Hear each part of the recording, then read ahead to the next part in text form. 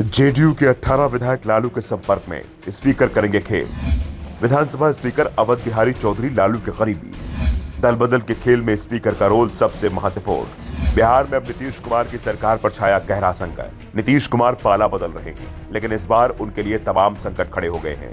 लालू यादव ने अब जेडीयू में ही सेंधमारी की तैयारी कर ली है। नीतीश कुमार ने जब से जेडीयू बनाई है, वैसे तो ये पार्टी शरद पवार ने बनाई थी, लेकिन बाद में नीतीश ने इस पर कब्जा जमा लिया और जो चाहा वो किया। लेकिन इस बार नीतीश कुमार पूरी तरह से फंसते दिखाई दे रहे हैं। सीएम पद की कुर्सी बचाने की कोशिश में उनकी पार्टी ही बिखरती दिखाई दे रही है। पार्टी के विधायक बार बार पलटी मारने के लिए नीतीश के फैसले से नाराज दिखाई दे रहे हैं और दावा किया जा रहा है कि इस बार विधायक बगावत को तैयार हैं। 15 से 20 विधायक नीतीश का साथ छोड़ने के लिए तैयार हैं। जेडीयू के एक वरिष्ठ नेता की लालू से सीधी बात चल रही है और यह साफ हो गया है कि जल्दी बिहार में खेला होने वाला है। नीतीश कुमार और बीजेपी के बीच डील फिक्स हो गई है, तो जेडीयू में टूट का समय भी फिक्स हो चुका है। लालू ने विधानसभा स्पीकर से बात की है। ऐसे में अब सभी की नजरें विधानसभा स्पीकर अवध बिहारी चौधरी के पर टिक गई है। सूबे के सियासी समीकरण को समझे तो ऐसी चर्चा है कि अगर बहुमत वाला खेल हुआ तो स्पीकर कोई बड़ा रोल अदा कर सकते हैं।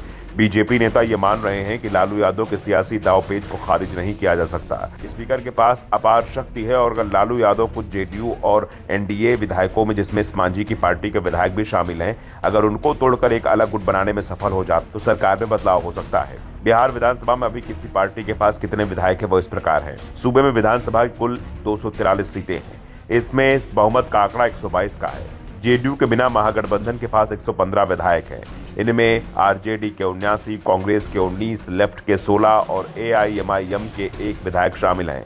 वहीं नीतीश के बीजेपी संग जाने पर एनडीए के पास 128 विधायक होंगे। बीजेपी के पास 78, जेडीयू 45, मांझी की हम के पास 4 और 1 निर्दलीय विधायक है। बीजेपी, आरजेडी और कांग्रेस ने आज अपने विधायक दल की बैठक बुलाई है, जबकि आरजेडी प्रवक्ता मनोज झा ने नीतीश से भ्रम की स्थिति पर अपना रुख स्पष्ट करने का आग्रह किया है।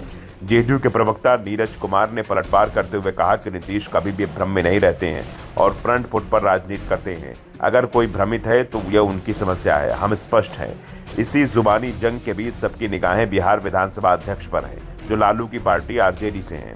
इस बीच बिहार में बदले सियासी घटनाक्रम को लेकर जेडीयू की रविवार को विधायक दल की बैठक है।